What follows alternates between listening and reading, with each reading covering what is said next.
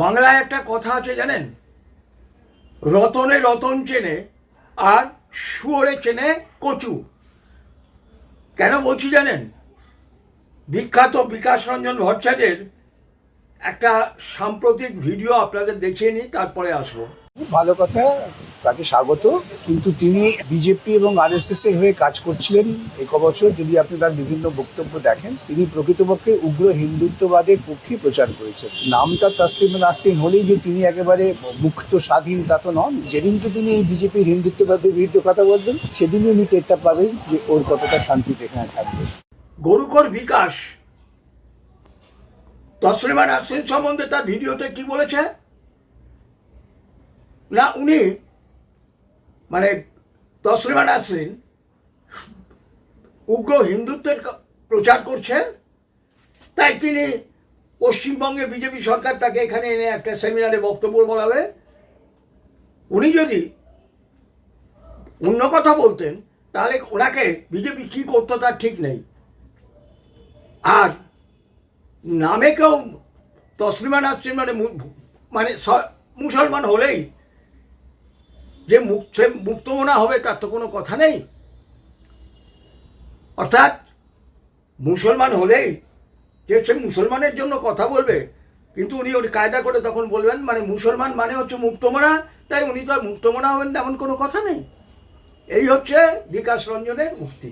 এতেও কিন্তু গরুখোর বিকাশের গায়ের জ্বালা মেটেনি। বলেছি কি না, তসলিমা নাসরিন বিজেপি আরএসএস এর এজেন্ট হিসেবে কাজ করছে। ভাবতে পারেন ওই লোকটা, ওই গরুখোর লোকটার মানসিকতাটা কি বুঝতে পারছেন? জ্যোতিবাবু, তাহলে আমি বিকাশবাবুকে বলি, জ্যোতিবাবু এখানে আর্মি দিয়ে কেন আর্মি নামিয়েছিলেন? নাটক করার জন্য, তসলিমা নাসরিনকে এখান থেকে ফেরত পাঠাবার জন্য।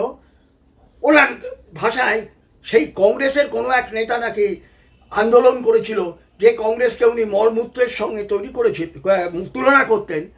সেই জ্যোতি বসু যখন তাকে তাড়িয়েছিল, তার কারণ তসলিমা নাসরিন সিপিএমের হয়ে প্রচার করতে রাজি হয়নি। আর জ্যোতি বসু ওই মিহির সেন যে সর্বপ্রথম ইংলিশ চ্যানেল পার করেছিল, জ্যোতি বসুর হয়ে সেই মিহির সেন প্রচারে রাজি হয়নি বলে তার এশিয়ার দ্বিতীয় বৃহত্তম যে রেশম শিল্প তাকে তিনি ধ্বংস করে দিয়েছিলেন। ক্যামাস্ট্রিটে তার দোকান ধ্বংস করেছিলেন, বাড়িঘর তার ধ্বংস করেছিলেন বালিগঞ্জে, এবং লোকটা হতদরিদ্র না খেতে পেয়ে তার স্ত্রী তাকে ত্যাগ করে চলে গেল। মানে চরম একটা এর মধ্যে দিয়ে তিনি জীবন শেষ করেছিলেন। কে না, ওই বিকাশের যে গডফাদার সেই জ্যোতি বসু। তাই আমি শুরুতেই আমি বলেছি, রতনে রতন চেনে শুয়োরে চেনে কচু। তাই বিকাশবাবু ঠিক কথাই বলেছেন, একদম ঠিক কথাই বলেছেন, যে জ্যোতি বসু বা ওনাদের মতো মাক্ষুদের, গরুখোর মাক্ষুদের যে ভাষায় উত্তর দিলে ওনা বুঝবেন, ঠিক সেই ভাষায় উত্তর দিয়েছেন। এই তো গতকাল দিল্লিতে ওই ওয়াংচুর সাথে, যে লাদাখকে ভারত থেকে বের করে চীনের দিকে নিয়ে যেতে চাইছে, সেই ওয়াংচু আর ওই দ্বীপকে যে মার্কিন ডিপ স্টেটের এজেন্ট, তারা যে নাটক করছে দিল্লিতে, সেইখানে কে গেছে? এম.এ. বেরি, সিপিএমের পশ্চিম ভারতবর্ষের সম্পাদক, আর বৃন্দা কারাত, আর ওর সঙ্গে দেখা করেই তারপরেই চলে গেছে চোঁ করে চীনা 200 আসে। তাহলে বিকাশবাবু এই নিয়ে আপনি বলছেন যে বিজেপির নাকি বুক চিনচিন করছে। আরে আপনি তো এই ভারতের বুকে বসে এইসব কথাবার্তা, আপনি আপনার যে আগলি নোংরা ইতরামি ছোট রকমই করতে পারছেন এই ভারতে বসে। কেন? এখানে বিজেপি গণতন্ত্রকে মেনটেন করছে। আরে আপনি তো গণতন্ত্র মানেন না। আপনার মাক্ষুদের যে বই আছে, সেই মাক্ষুদের বইগুলোতে তো লিখছে পার্লামেন্ট শুয়োরের খোঁয়ার। কিন্তু যেখানে পার্লামেন্টারি সিস্টেম আছে তাকে ব্যবহার করবে, ব্যবহার করে ক্ষমতায় এসে তাকে ধ্বংস করবে, করে তোমার dictatorship of the communist party, মানে মিষ্টি ভাষায় proletariat dictatorship of the proletariat স্থাপন করবেন। এই তো আপনাদের নোংরা মানে মানসিকতা। এই হলো বিকাশবাবু, আপনি করেন কেন এগুলো? বিকাশ, ওই গরুখোর বিকাশবাবু বেরিয়ে যায়, ওটাকে বাবু বললে বাবু শব্দের অপমান করা হয়। ওই গরুখোর বিকাশ কেন এইগুলো করে? না, কোর্টে এরতে থাকতে পারলে, মানে বিতর্কের মধ্যে থাকতে পারলে অনেকগুলি কেস পাবেন। কোর্টে অনেক কেস পাচ্ছেন। বাড়িখানা দেখেছেন? বাড়িখানা বিকাশের দেখেছেন? ওটা কোনো কমরেডের বাড়ি, কোনো প্রোলেটারিয়েটের বাড়ি? বলবেন আমি তো আমার নিজের ঘামঝরা রক্তে উপার্জন করেছি। আরে হ্যাঁ, একজন ইন্ডাস্ট্রিয়ালিস্টও যখন রোজগার করে সে তার ঘামঝরা রক্তেই রোজগার করে। তাহলে ইন্ডাস্ট্রিয়ালিস্ট হচ্ছে শোষক। আরে আপনি কত মানুষের মাথা খেয়ে আপনার এই অর্থ উপার্জন করেছেন? মানে আপনিও তো একজন ওর মতনই শোষক। তার বদলে একটা ইন্ডাস্ট্রিয়ালিস্ট অনেককে চাকরি দিয়েছে, আর আপনি কি করেছেন? মলমূত্র ছাড়া কিচ্ছু ত্যাগ করেননি। গরুখোর বিকাশ, তুমি কি করেছ? মলমূত্র ছাড়া আর কিছু ত্যাগ করনি। কোনোদিন কাউকে কিছু দিয়েছ? এই হচ্ছে কমিউনিস্টরা। এরা হচ্ছে দেশদ্রোহী, এরা হচ্ছে চরম সাম্প্রদায়িক। এরা মানুষকে প্রতিবিপ্লবী আখ্যা দিয়ে যে কোনো জায়গায় খুন করতে পারে। এরা পার্লামেন্টারি ডেমোক্রেসিকে ব্যবহার করে, পার্লামেন্টারি ডেমোক্রেসিকে ধ্বংস করে। তারপরে বিকাশের মতো লোকেরা যারা ওই গরু চপার দিয়ে খচাখচ কেটে তার মাংস ভক্ষণ করে, তার মতো ওই মানুষগুলোকে ওই চপার দিয়ে খচাখচ করে কাটে। এইটাই তো কমিউনিস্টের ইতিহাস। ও বিকাশ, তাহলে তোমাকে প্রশ্ন করি, হিন্দুত্বের প্রচার করার জন্য যদি তসলিমা নাসরিন বিজেপি RSS এর এজেন্ট হয়, তাহলে প্রতি পদে হিন্দুত্বের বিরোধিতা করার জন্য তাহলে তুমিও ওই লাদেন, আজমল কাসাব, আজহার মাসুদ, আরও যেসব টেররিস্ট অর্গানাইজেশনগুলো আছে, তুমি তাদের এজেন্ট। তোমার ওই যুক্তিতে হিন্দুত্বের প্রচারের জন্য যদি তসলিমা নাসরিন হয়, তাহলে তুমিও তাহলে হিন্দুত্বের সমালোচনা করার জন্য, বিরোধিতা করার জন্য, গালাগালি করার জন্য তুমিও তাহলে এর এজেন্ট, যাদের বললাম এই টেররিস্ট অর্গানাইজেশনগুলোর এজেন্ট। বলো, উত্তর দাও। আমি কিছু ভুল বললাম? ও, তুমি তো আবার বলো হিন্দু ধর্ম আর হিন্দুত্ব নাকি এক নয়। হিন্দুত্ব ধর্মকে আমি মানি, কিন্তু হিন্দুত্ব হচ্ছে ওই সাভারকারের তৈরি করা একটা উগ্র মতবাদ। বিকাশ, তুমি তো আইনকে ভালোবাসো। তো এই নিয়ে যখন সুপ্রিম কোর্টে যাওয়া হয়েছিল, তখন সুপ্রিম কোর্ট হচ্ছে কি বলেছিল? না, হিন্দু হচ্ছে ধর্ম, আর হিন্দুত্ব হচ্ছে হিন্দুর জীবন শৈলী। হিন্দুত্বকে যদি কেউ প্র্যাকটিস করে, সে হিন্দুর জীবন শৈলীকে পালন করছে, তাহলে সে সাম্প্রদায়িক নয়। তাকে কোনো রাজনৈতিক দল যদি হিন্দুত্বের কথা বলে, তাকে ব্যান করা যাবে না। সুপ্রিম কোর্টের কথা, আমার কথা নয়। ও বিকাশ, তুমি কিন্তু সুপ্রিম কোর্টের এই রায়টাকে চেপে যাও। ইউ আর এ লায়ার, তুমি চিরকালই লায়ার। কারণ উকিলদের অনেক সময় মিথ্যাবাদী হতেও হয়, অনেক সময় ক্লায়েন্টকে বাঁচাবার জন্য। তুমি একজন মানে কি বলবো, খচিত লায়ার। তাহলে তুমি এই কথাটা বলতে পারে না, এবং অধিকাংশ মানুষ এই বিষয়টা জানে না বলে তুমি খুব সুন্দরভাবে এই কথাটা বলে যেতে পারো। যেরকমভাবে আমাদের দেশে এককালে সেকুলার শব্দটাকে ব্যবহার করা হয়েছে সর্বধর্ম সমভাব বলে, কারণ আমরা জানতাম না সেকুলার মানে কারা, যারা ধর্মহীন। এথিস্ট, তারা সেকুলার।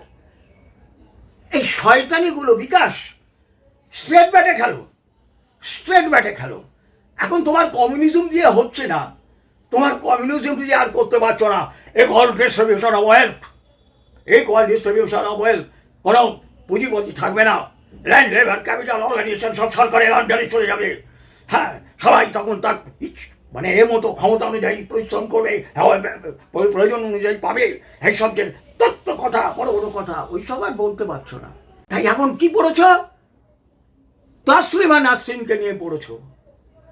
এখন আর কিছু না পেয়ে কিছু তো একটা তোমায় বলতে হবে, কেস পেতে হবে। তাই কিছু তো বলতে হবে। তাসলিমা নাসরিনকে বাংলাদেশের একটা মধ্যবিত্ত ঘরের ছেলে, মেয়ে ছিল তাসলিমা নাসরিন।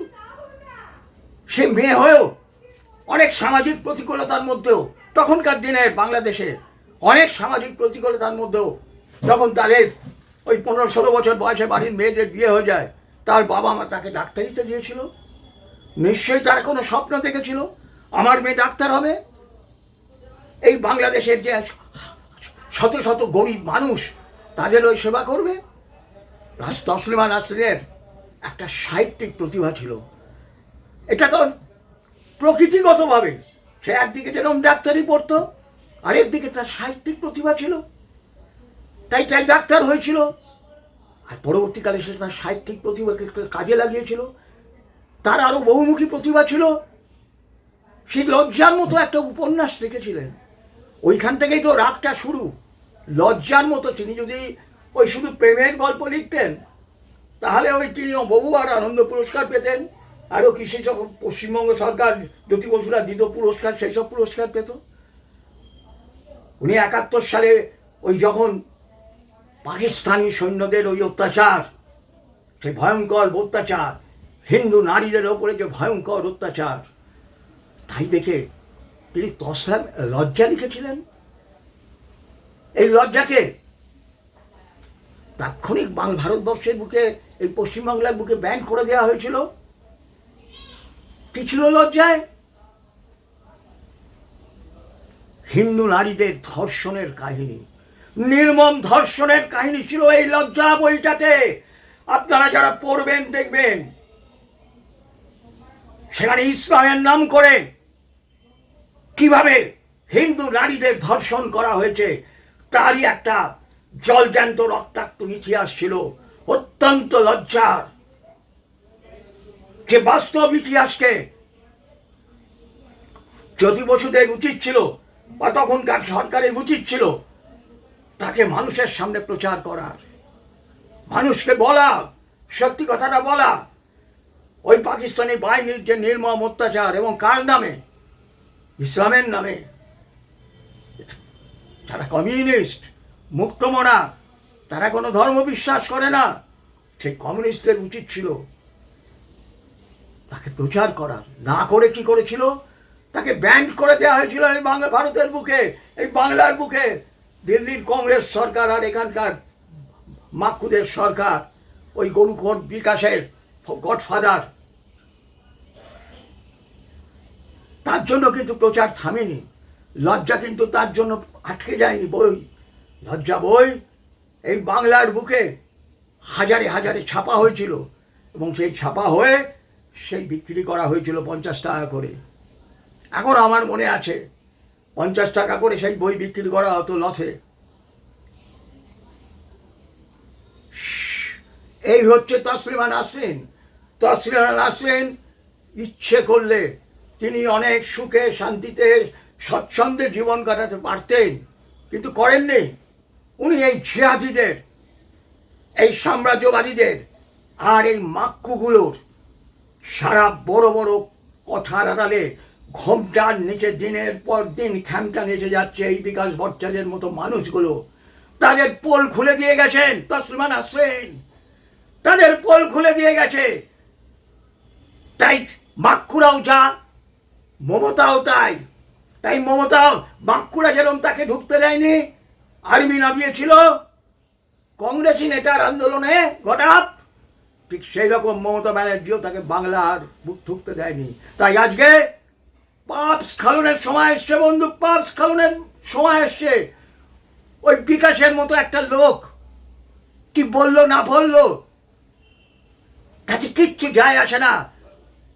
ওই তসলিমা নাসরিন যে সেমিনারে আসছেন, সেই সেমিনারকে আপনারা ডেট এবং সব কিছু ডিটেলস কাগজে পাবেন।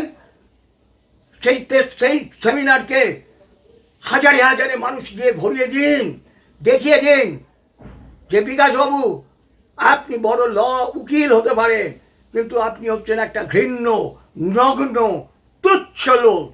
তাহলে ওই বিকাশের বিফিটিং রিপ্লাই হবে। জয় মা কালী, জয় বঙ্গ, জয় শশাঙ্ক।